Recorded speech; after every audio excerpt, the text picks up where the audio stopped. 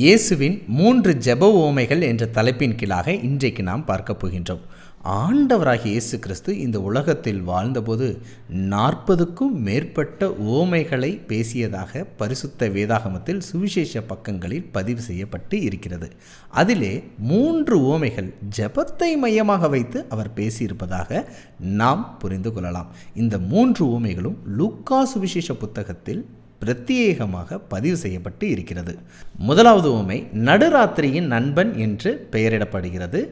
இந்த உவமையை லூக்கா 11ஆம் அதிகாரம் 5 முதல் 8 வாக்கியங்களை வாசித்தால் தெரிந்து கொள்ளலாம். ஒரு மனிதன் தன்னுடைய நண்பனிடத்தில் போய் தனக்கு பசிக்கிறது, சாப்பிடுவதற்கு அப்பம் கொடு என்று கேட்கின்றார். ஆனால் அந்த நண்பனிடத்திலோ அப்பம் இல்லை. அவன் தன்னுடைய வேறொரு நண்பனிடத்தில் போய் நடுராத்திரியில் கதவை தட்டுகிறார். என் நண்பனுக்கு பசியாய் இருக்கிறது, 3 அப்பங்களை கொடு என்று கேட்கின்றார். தொந்தரவு செய்து அந்த அப்பங்களையும் பெற்றுக்கொள்கிறார்.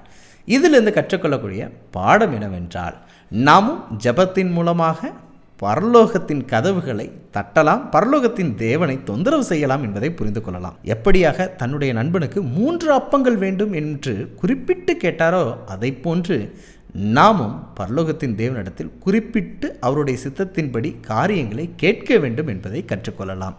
இரண்டாவது உவமை சோர்ந்து போகாமல் ஜெபித்த விதவை பெண் என்ற தலைப்பில் இருக்கிறது. லூக்கா 18ஆம் அதிகாரம் 1 முதல் 8 வாக்கியங்களை வாசித்தால் தெரிந்து கொள்ளலாம். இந்த விதவை பெண் தனக்கு நீதி கிடைக்க வேண்டும் என்று நியாயாதிபதியை அணுகிறாள். அந்த நியாயாதிபதி நியாயம் கொடுப்பதற்கு விருப்பம் உள்ளவனாக இல்லை. ஆனால் இவள் தொந்தரவு செய்வதன் நிமித்தமாக அவன் நியாயம் செய்வதை பார்க்க முடிகின்றது. இதிலிருந்து நாம் கற்றுக்கொள்ளக்கூடிய ஆவிக்குரிய பாடம் என்னவென்றால், இந்த பெண்ணை போன்று நாமும் சோர்ந்து போகாமல் பதில் கிடைக்கும் வரைக்கும் ஜெபிக்க வேண்டும் என்ற பாடத்தை கற்றுக்கொள்கிறோம்.